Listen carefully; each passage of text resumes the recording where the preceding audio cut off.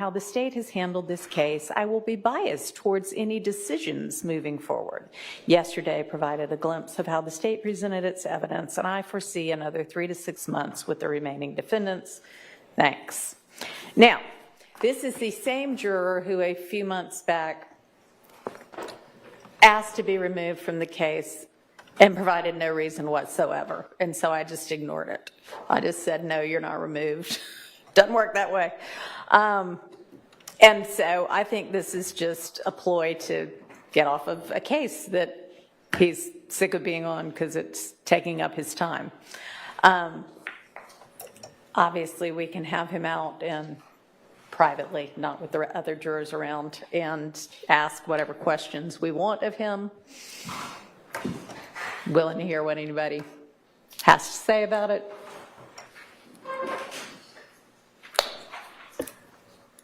I don't know from the court's perspective if this would be appropriate, but I would have no objection to informing this juror that it might not be 3 to 6 months. And I think it might not be 3 to 6 months or whatever he said. And I think that is accurate and honest at this point. I mean, I think it would be fair to say we have no expectation that it'll be another 3 to 6 months. In Your Honor, we understand that he said that he is biased towards any decisions, whatever that means.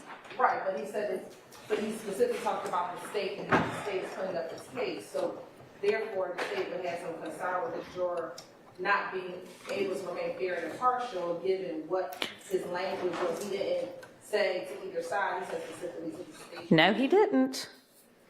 He said, I will be biased towards any decisions moving forward. Yesterday provided a glimpse of how the state presented its evidence, and I foresee another 3 to 6 months with the remaining defendants. And frankly, you have to start a case unbiased, but as you listen to the evidence, as long as you don't deliberate with anybody, you can mull the evidence in your own mind.